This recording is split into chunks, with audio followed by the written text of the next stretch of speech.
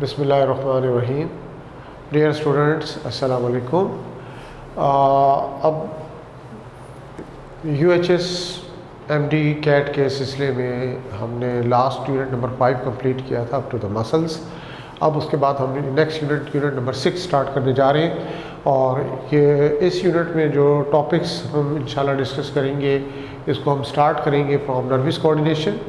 क्योंकि कोऑर्डिनेशन है, कोऑर्डिनेशन आपको पता है दो तरह से होता है, एक नर्वस कोऑर्डिनेशन, दूसरा केमिकल कोऑर्डिनेशन। तो हमने nervous coordination with reference to nervous system discuss करना है। उसके जो टॉपिक्स होंगे वो हम डिस्कस करेंगे एंड देन भी उसी में फिर हम आगे चलकर जो नर्वस सिस्टम कंप्लीट होगा तो फिर इसमें कुछ प्लांट हार्मोन्स का भी रेफरेंस है, उनको हमने देखना होगा। उसको कंप्लीट करने के बाद हम केमिकल कोऑर्डिनेशन एंडोक्राइन सिस्टम की तरफ आएंगे। ये कंप्लीट करके फिर हमने कुछ पार्ट इसमें जो रिप्रोडक्शन के टॉपिक्स हैं वो भी हमने इसमें डिस्कस करने होंगे कि जो with reference to reproduction in humans जो टॉपिक है वो हम इसमें डिस्कस करेंगे with reference to UHS, university of health sciences. तो स्टूडेंट, सबसे पहले हमने क्या स्टार्ट करना है, कोऑर्डिनेशन। पहले तो आपको पता हो कि कोऑर्डिनेशन है क्या, फिर हम उसकी कैटेगरीज की तरफ आएंगे, फिर वन बाय वन करके उसको हमने स्टार्ट करना है और उसको डिस्कस करना है। तो क्या बताने जा रहे हैं, what is coordination.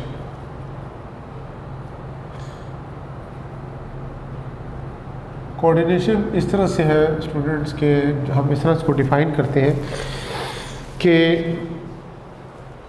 different parts of the body work together in an organized manner and body serve as a unit is called coordination। यानी different parts of the body work together, जिस्म के मुख्तलिफ हिस्से हैं हमारे, work together, एक मिलकर काम कर रहे हैं और पूरी बॉडी एक यूनिट के तौर पर सर्व करती है। Different parts of the body work together in an organized manner, मुनज़्ज़म तरीके से काम कर रहे हैं and body serve as a unit, और बॉडी हमारी एक यूनिट के तौर पर काम कर रही है। तो इसे हम क्या कहते हैं, व्हाट इज़ दिस कोऑर्डिनेशन। इसको कोऑर्डिनेशन का नाम देते हैं। बहुत सी एग्जांपल्स इसमें आप कोट करते हो जिससे आपको समझने में आसानी हो जाती है कोऑर्डिनेशन में। आगे चूँकि हमने इसकी कैटेगराइजेशन करनी है तो कैटेगराइजेशन के साथ उसको मज़ीद डिटेल से हमने देखना है। तो इन जनरल आपको पता हो कि कोऑर्डिनेशन का मज़ीद आसान अल्फाज में जो कोई भी आप, जैसे मैं आपसे पूछता हूँ कि आपको सबसे आपकी फ़ेवरेट गेम कौन सी है, तो स्टूडेंट क्या कहता है, जी मेरी क्रिकेट फेवरेट गेम है। तो उसमें क्या देखते हैं आप, बॉलर बॉलिंग करा रहा होता है और बैट्समैन जो होता है वो बैटिंग कर रहा होता है। बैट्समैन के बारे में आपको पता हो, अपनी क्रीज पे खड़ा होता है, उसके हाथ में क्या होता है, बैट होता है, ठीक है जी।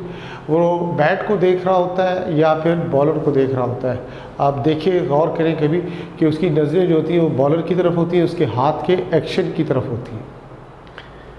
किस तरह से उसने बॉल को पकड़ा हुआ है, किस तरफ उसने बॉल को स्विंग करना है, इन स्विंग करना है, आउट स्विंग करना है, फिर कहाँ पे बॉल पिच होगी और किस तरह से उसने रिस्पॉन्ड के तौर पर क्या करना होगा, अपने बैट को मूव करना होगा, बॉल को या तो वो स्टॉप करेगा या छोड़ देगा या फिर उसको हिट करेगा, वटएवर, ये उसका क्या होगा, रिस्पॉन्स होगा। तो अब इस सारी सिचुएशन में स्टूडेंट गौर करो कि जो बैट्समैन है वो बॉलर को देख रहा है, किस से देख रहा है, अपनी आइज से देख रहा है। आइज से मैसेज किसको जा रहा है, उसके ब्रेन को जा रहा है। ब्रेन से मैसेजेस उसके different parts of the body जा रहे हैं। उसके different parts of the body से बात ये इफेक्टर्स की तरफ जा रहे हैं। ये इफेक्टर्स क्या होते हैं, मसल्स होते हैं, और दूसरी तरफ क्या होते हैं, ग्लैंड्स होते हैं। वो ग्लैंड से क्या हो रही थी, सेक्रेशन स्टार्ट हो जाती है। आपको मालूम हो कि अगर बैट्समैन घबराया हो तो फिर एमरजेंसी हार्मोन यानी एड्रेनलिन और एड्रेनलिन का रोल भी उसमें आ जाता है। इसी तरह से मेटाबॉलिज्म अगर बढ़ रहा है तो फिर थायरॉक्सिन का रोल भी आ जाता है। तो इस तरह ये हार्मोन्स भी एक तरफ से इन्वॉल्व हो जाते हैं, दूसरी तरफ से क्या होता है कि नर्वस सिस्टम भी इसमें इन्वॉल्व है। और फिर क्या होता है कि बैट्समैन जब हिट करता है बॉल को तो वो बॉल को देख के हिट करता है, बैट को देख के हिट नहीं करता। इसका मतलब क्या हुआ कि आई से मैसेज सेंट्रल नर्वस सिस्टम को गया, सेंट्रल नर्वस सिस्टम से मैसेज जो है वो इफेक्टर्स की तरफ आया, और इफेक्टर्स के हिसाब से हमारी बॉडी ने क्या किया, रिस्पॉन्ड किया, और बॉडी ने पूरी बॉडी ने एक यूनिट के तौर पर काम किया। तो इसे हम टेक्निकली क्या कहते हैं students, coordination. Different parts of the body work together in an organized manner and body serve as a unit, इसको हम कोऑर्डिनेशन का नाम देते हैं। अब देखिए कोऑर्डिनेशन स्टूडेंट्स दो तरह की होती है। एक इसमें आप क्या बताते हो कि नर्वस कोऑर्डिनेशन, और फिर दूसरा इसमें आ जाती है that's it chemical coordination.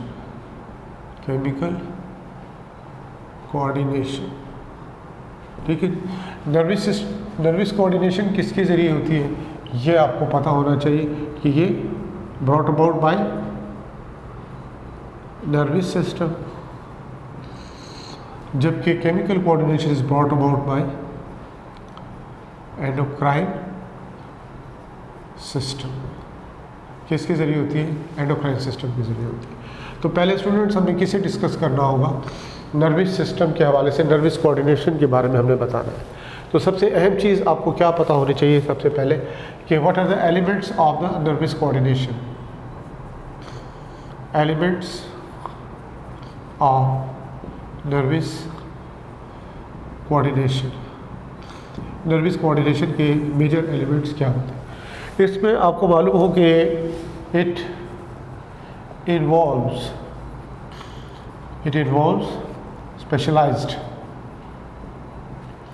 Specialised sales, और इन सेल्स को आप क्या कहते हो?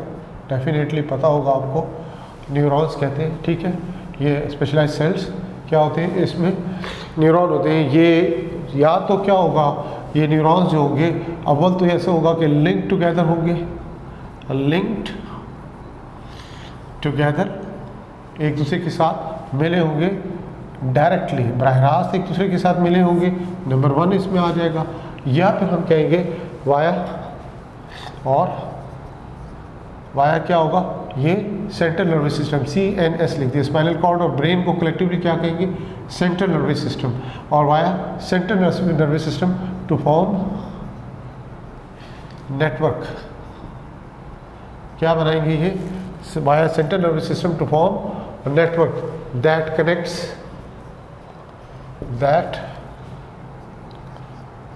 कनेक्ट्स, किसको कनेक्ट करेंगे? ये आपको पता हो, रिसेप्टर्स एंड इफेक्टर्स। रिसेप्टर्स को किसके साथ कनेक्ट करेंगे? इफेक्टर्स के साथ। तो हमने क्या बताया एलिमेंट्स ऑफ नर्वस कोऑर्डिनेशन में क्या है? इनमें इन्वॉल्व होते हैं स्पेशलाइज्ड सेल्स, जिसको आप नर्व सेल या न्यूरॉन्स का नाम देते हो। ये या तो लिंक टुगेदर होंगे डायरेक्टली एक दूसरे के साथ, या फिर किसके थ्रू होंगे? वाया सेंट्रल नर्वस सिस्टम, यानी ब्रेन एंड स्पाइनल कॉर्ड के थ्रू ये क्या होते हैं? लिंक्ड होते हैं टू फॉर्म नेटवर्क, एक नेटवर्क बना लेते हैं। और ये नेटवर्क जो होता है कनेक्ट करता है रिसेप्टर्स को, और किसको? किसके साथ? इफेक्टर्स के साथ ये लिंक करता है। तो इस तरह स्टूडेंट ये एलिमेंट्स के बारे में आपको क्लियर होना चाहिए। अब एलिमेंट्स नर्वस सिस्टम जो कि हेल्प करते हैं कोऑर्डिनेशन में, उनके बारे में आपको पता हो कि जो हेल्प करेंगे वो कौन कौन से होंगे? 3 कैटेगरीज बताते हो। पहला क्या बताते हो? इसमें रिसेप्टर्स के बारे में बताते हो, फिर उसके बाद क्या आ जाते हैं? न्यूरॉन्स, और फिर उसके बाद क्या आ जाते हैं? इफेक्टर्स। तो 3 कैटेगरीज में आप डिवाइड करते हो, यानी कि ये वो एलिमेंट्स हैं, रिसेप्टर, न्यूरॉन्स और effectors. These are those elements of the nervous system which help in coordination, जो कि हेल्प करते हैं कोऑर्डिनेशन में। तो हमें इनके बारे में बेसिक नॉलेज होना ज़रूरी है। जबकि इसमें आपको ये भी मैं आपको बताता चलूँ कि जो आपका UHS का सिलेबस है उसमें डायरेक्ट किस पर आ गए? ये न्यूरॉन्स पर आ गए। तो बहरहाल इसको तो हमने डिटेल से पढ़ना है। तो चूँकि एलिमेंट्स का पार्ट ऑफ द एलिमेंट है किसका? नर्वस कोऑर्डिनेशन का। तो डेफिनेटली इसको भी हमने सेसरी तौर पर, यानी सुपरफिशियली कुछ चीज़ें इसको आपको जनरली आपको करनी होंगी। ये ना हो कि आप इसको निगलेक्ट कर दें, क्योंकि इसके बगैर नर्वस कोऑर्डिनेशन कंप्लीट होता ही नहीं है। तो सबसे पहले हमें क्या बताना है कि व्हाट आर रिसेप्टर्स, कि रिसेप्टर्स हैं क्या? थोड़ा सा इसको ब्रीफली आउटलाइन ले लेते हैं इसकी। रिसेप्टर्स, तो रिसेप्टर्स के बारे में स्टूडेंट्स आपको पता हो कि ये बेसिकली ये सेल्स भी हो सकते हैं, या फिर इसके अलावा न्यूरॉन्स की एंडिंग्स भी हो सकती है, न्यूरॉन एंडिंग्स भी हो सकती है, या फिर इसके अलावा ये आप कह सकते हो रिसेप्टर ऑर्गन्स भी हो सकते हैं। और ये रिसेप्टर ऑर्गन्स भी हो सकते हैं। इनका काम क्या होता है, इनका काम क्या होता है, टू डिटेक्ट करना किस चीज़ को, चेंजेस को। चेंजेस होगी वो एक्सटर्नल भी हो सकती हैं, याद रखिएगा ये एक्सटर्नल भी हो सकती हैं, एंड इंटरनल, ये इंटरनल चेंजेस भी हो सकती हैं। चेंजेस जो है एक्सटर्नल भी हो सकती हैं और इंटरनल एनवायरनमेंट में हो सकती हैं, एनवायरनमेंट ऑफ द बॉडी। ठीक है जी, तो डिटेक्ट करते हैं चेंजेस को external and internal environment of the body. तो लिहाजा ये जो चेंजेस होती हैं जो कि हम यहाँ पे फोकस कर रहे हैं, ये चेंजेस बेसिकली क्या कहलाती हैं, स्टिमुलाई। सिंगुलर क्या होता है, स्टिमुलस होता है। सिंगुलर इसका क्या होता है, स्टिमुलस। अब स्टिमुलस क्या है, इसको कैसे डिफाइन करते हो, मैं बहुत डिटेल में नहीं जा रहा, सिर्फ आपको सुपरफिशियली चीज़ें बता रहे। एनी क्वांटिटेटिव और qualitative change, any qualitative or quantitative change in the environment which may be external or internal detected by the receptors। कौन डिटेक्ट करता है उसको, उस स्टिमुलस को, रिसेप्टर्स। इसको हम क्या कहेंगे, स्टिमुलस का नाम देंगे। एनी क्वांटिटेटिव और qualitative change in the environment which may be external, may be internal, detected by the receptors, ये क्या कहलाते हैं, स्टिमुलाई कहलाते हैं। ठीक है जी, तो इन्हीं स्टिमुलाई की बेस पर हम क्या करते हैं, रिसेप्टर्स को डिफरेंट कैटेगरीज में डिवाइड कर देते हैं। डिफरेंट कैटेगरीज में आप रेफरेंस के तौर पर देखें क्या आ जाते हैं, इसमें कीमो रिसेप्टर्स आ जाते हैं, कीमो रिसेप्टर्स आ जाते हैं। इसमें मैकेनो रिसेप्टर्स आ जाते हैं।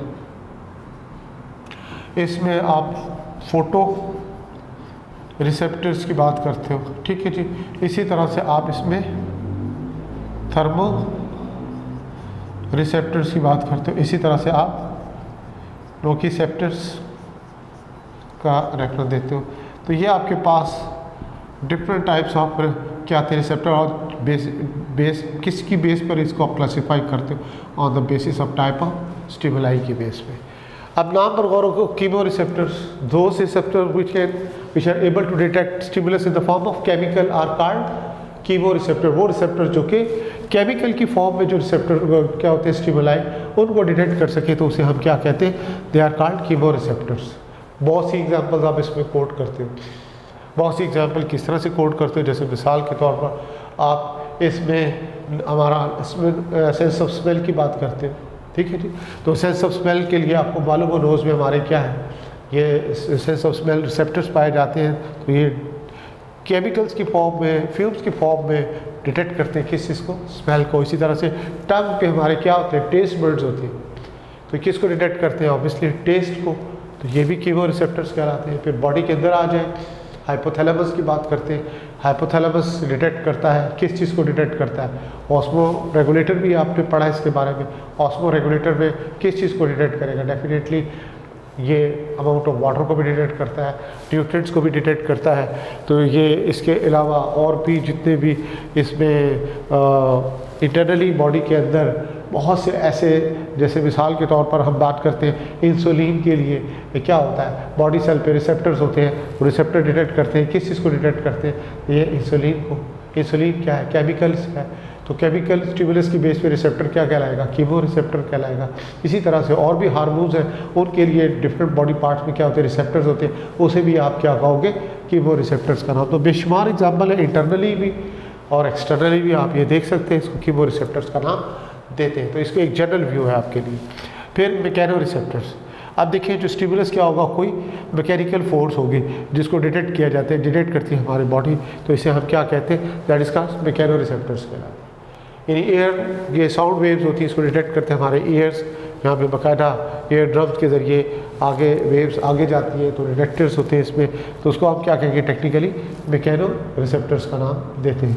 इसी तरह से स्टूडेंट इसमें टच की एग्जांपल देते हैं, यानी टचिंग ऑफ हैंड विड्रॉ कर लेते हैं किसी हॉट ऑब्जेक्ट से। तो जो स्टिमुलस होता है वो क्या होता है, कोई हॉट ऑब्जेक्ट होगा तो वो क्या होगा, बेसिकली मैकेनिकल स्टिमुलस होगा या केमिकल, मैकेनिकल स्टिमुलस होगा तो उसको डिटेक्ट करेंगे रिसेप्टर्स और उसे विड्रॉ करेंगे हैंड किससे, उस हॉट ऑब्जेक्ट से। तो इस तरह से ये मैकेनो रिसेप्टर्स में ख़ास तौर पे स्टूडेंट्स, इसमें आपको और भी पता हो कि जो प्रेशर रिसेप्टर्स होती हैं, ये भी हमारे बॉडी में पाए जाते हैं टच रिसेप्टर के अलावा।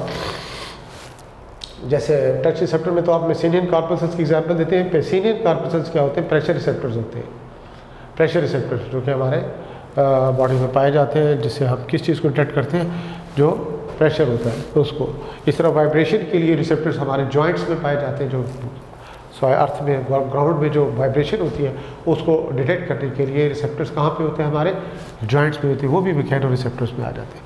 फिर फोटो रिसेप्टर है, फोटो भी लाइट, इलेक्ट्रोमैग्नेटिक रिसेप्टर्स भी इसको कहते हैं, क्योंकि part of the visible spectrum वो क्या होती है? लाइट होती है, तो लिहाजा स्पेसिफिक वेवलेंथ की लाइट को डिटेक्ट करने के लिए जो रिसेप्टर्स होंगे उसे आप फोटो रिसेप्टर्स का नाम देते हैं। इसके लिए आप अपना आइस का रेफरेंस देते हैं। फिर आइस में फिर स्पेसिफिकली किसकी बात करते हैं? कोन्स एंड रॉड्स का, तो उसको ज़रा ध्यान से देख लीजिएगा कि कोन्स किसके लिए और रॉड्स किसके लिए। लाइट एंड डार्क में डिफ्रेंशिएट के लिए क्या है और डिफरेंट कलर्स में डिफ्रेंशिएट करने के लिए क्या है, इन्हें हम क्या कहते हैं? फोटो रिसेप्टर्स का नाम देते हैं। फिर आ जाते हैं थर्मो हीट रिसेप्टर। हीट में कोल्ड भी आ जाता है, वार्म भी आ जाता है, कोल्ड भी और वार्म भी आ जाता है। मैकेनो रिसेप्टर में इसको नहीं शामिल करेंगे, याद रखिएगा। मैकेनो रिसेप्टर में टच का रेफरेंस देंगे, ओके। यहाँ पे थर्मो रिसेप्टर में टचिंग ऑफ हैंड और हॉट ऑब्जेक्ट्स को ड्रॉ करना, हॉट को डिटेक्ट करने के लिए क्या आते हैं? हॉट रिसेप्टर होते हैं हमारे स्किन के अंदर जो कि डिटेक्ट करते हैं, और फिर इसको हम क्या कहते हैं? थर्मो रिसेप्टर का नाम देते हैं। इसी तरह से ये नोसिसेप्टर्स क्या होते हैं? इसको हम पेन रिसेप्टर्स कहते हैं, नोकी रिसेप्टर भी पढ़ा जाता है इनको। ये क्या होते हैं? वॉन्डर्ड किस्म की, यानी बिखरी हुई क्या होती है? फ्री नर्व एंडिंग्स होती हैं जो कि डिटेक्ट करती हैं पेन को, तो इसको क्या कहा जाता है? नोसिसेप्टर्स का नाम दिया जाता है। तो ये मुख्तलिफ़ किस्म के रिसेप्टर्स हैं जिनको क्लासीफाई किया जाता है on the basis of type of stimuli. मज़ीद इसमें आगे कुछ चीज़ें हैं लेकिन हम उस तरफ नहीं जा रहे। मोडेलिटी ऑफ सेंसेशन की बात की जाती है कि डिफरेंट जो होते हैं ये जो हमारे रिसेप्टर्स हैं वो डिफरेंट टाइप के स्टिमुलाई को डिटेक्ट कर रहे होते हैं, और फिर ये जो उसके सेम टाइप्स के न्यूरॉन्स भी उसमें काम कर रहे हैं। यानी सेंसरी न्यूरॉन का काम क्या है कि रिसीव करना इम्पल्सिस फ्रॉम द रिसेप्टर और उसको किधर लेके जाना? Toward the CNS, central nervous system, और वहाँ से इंटरप्रिटेशन के बाद वापस मोटर न्यूरॉन के थ्रू मैसेज किधर जाना? टुवर्ड द इफेक्टर, और उससे क्या होता है? रिस्पॉन्स होता है। तो अब उसमें कहते हैं कि different receptors detect different type of stimuli, but all जिनका लिंक होता है वो सेंट्रल नर्वस सिस्टम के साथ जो लिंक है दैट इज़ थ्रू न्यूरॉन्स ही होता है। तो फिर डिफरेंट मोडेलिटीज़ ऑफ सेंसेशन क्यों है कि हम पैटर्न सेम है, सब कुछ सेम है, लेकिन मोडेलिटीज़ ऑफ सेंसेशन क्यों डिफरेंट होता है? उसकी सिंपल सी रीज़न याद रखिएगा। जब आप ब्रेन को स्टडी करते हो ना, तो ब्रेन में आप डिफरेंट उसको पार्ट्स में fore brain, mid brain, hind brain में डिवाइड करते हो। फिर फोर ब्रेन की फर्दर आप कैटेगराइजेशन करते हो कि उसमें क्या होता है कि सेरिब्रम होता है, सेरिब्रल हेमिस्फीयर आप पढ़ते हो, फिर थैलेमस पढ़ते हो, फिर उसके बाद लिम्बिक सिस्टम वगैरह पढ़ते हो। ये सारे डिफरेंट पार्ट्स हैं। आप देखते हैं कि हर एक के डिफरेंट स्टिमुलाई को डिटेक्ट करने की डिफरेंट सलाहियतें होती हैं। फिर सेरिब्रम के चार आप क्या पढ़ते हो? फर्दर लोब पढ़ते हो, यानी फ्रंटल लोब पढ़ते हो, पैराइटल लोब पढ़ते हो, टेम्पोरल और ऑक्सीपिटल। अब ऑक्सीपिटल का ताल्लुक किससे? Sense of hearing, sense of site से है, ठीक है जी। इस तरह टेम्पोरल का क्या आएगा? सेंस ऑफ हियरिंग से आ जाता है, और इस तरह अलग अलग आप पढ़ते हो। इसका मतलब ये हुआ कि रिसेप्टर डिफरेंट टाइप के डिटेक्ट करते हैं डिफरेंट टाइप ऑफ स्टिमुलाई को, लेकिन सेम टाइप के न्यूरॉन्स उसको ब्रेन की तरफ मिसाल के तौर पर लेके जाते हैं। तो ब्रेन में डिफरेंट क्या है? डिपार्टमेंट्स हैं, डिफरेंट फैकल्टीज़ हैं। जैसे एक बड़ी यूनिवर्सिटी होती है उसकी डिफरेंट डिपार्टमेंट होते हैं, इस तरह हमारे ब्रेन के भी क्या होते हैं? डिफरेंट डिपार्टमेंट्स होते हैं, और वहाँ पे जाकर हर अपना डिपार्टमेंट अपने अपने सेंस को डिटेक्ट करता है। वहाँ पे उसकी नर्व एंडिंग्स होती हैं, वहाँ उसकी इंटरप्रिटेशन होती है, वहाँ से जनाब रिजल्टेंट सिग्नल बनते हैं और इफेक्टर की तरफ जाते हैं, और उससे क्या होता है? रिस्पॉन्स होता है। इसको हम टेक्निकली क्या कहते हैं? Modalities of sensation. Otherwise basic structure सबका सेम है, ये भी ख्याल करना है आपने। तो इस तरह जो रिलेटिव अबंडेंस होती है ये रिसेप्टर्स की different parts of the body, इनकी रिलेटिव अबंडेंस को भी वैल्यूज़ बुक में दी हुई है US में, पंजाब टेक बुक बोर्ड में, कि heat receptor, cold receptor, hot receptor वगैरह, ये पेन रिसेप्टर, इनका रिलेटिव कंपैरिजन दिया जाता है कि कौन से रिसेप्टर ज़्यादा होते हैं किस बॉडी पार्ट पे, कौन से रिसेप्टर। जैसे टच रिसेप्टर है, ये हमारे फिंगर टिप्स जो होते हैं इसमें ज़्यादा होते हैं as compare to skin of the back. तो ये जो हम ब्लाइंड पर्सन्स होते हैं इनके बारे में आप बताते हैं कि इनकी ये सेंस जो होती है और ज़्यादा डेवलप होती है, क्योंकि वो टिप से सारा डिजिट्स को वगैरह डिटेक्ट कर रहे होते हैं। तो इस तरह स्टूडेंट्स ये जनरल इन्फॉर्मेशन है किसके बारे में? आपको रिसेप्टर्स के बारे में, क्योंकि लिंक टॉपिक है इसलिए इसको हमने साथ साथ थोड़ा सा हाईलाइट किया है। अब हमारा जो मेन टॉपिक है वो क्या है, जिसको हमने डिटेल से डिस्कस करना है, दैट इज़ व्हाट, न्यूरॉन। उसको अब हम आएंगे और देखेंगे कि न्यूरॉन क्या है। पहले उसका जनरल स्ट्रक्चर देखेंगे, फिर उसकी डिफरेंट टाइप्स को हमने डिस्कस करना है, उसकी क्लासिफिकेशन करनी है, किस बेस पर करनी है। दो डिफरेंट बेसिस होंगी उसके, जो बिल्कुल उसके फंक्शन के लिहाज से अलग कैटेगराइजेशन करनी है, और बाकी जो स्ट्रक्चर के लिहाज से वो आप देखेंगे कि उसमें कुछ उसकी डिफरेंट कैटेगरीज तो यही बनती है, लेकिन जो टर्मिनोलॉजी है वो ज़रा सी डिफरेंट यूज़ होती है, वो हम इसको अब आगे चल कर देखते हैं। न्यूरॉन का स्ट्रक्चर है, इंशाल्लाह नेक्स्ट लेक्चर में मैं डिटेल से आपको कवर कराऊंगा, और साथ साथ उससे जो रिलेटेड टॉपिक है वो भी हमने देखने होंगे। तो उस वक्त तक के लिए अल्लाह हाफिज़।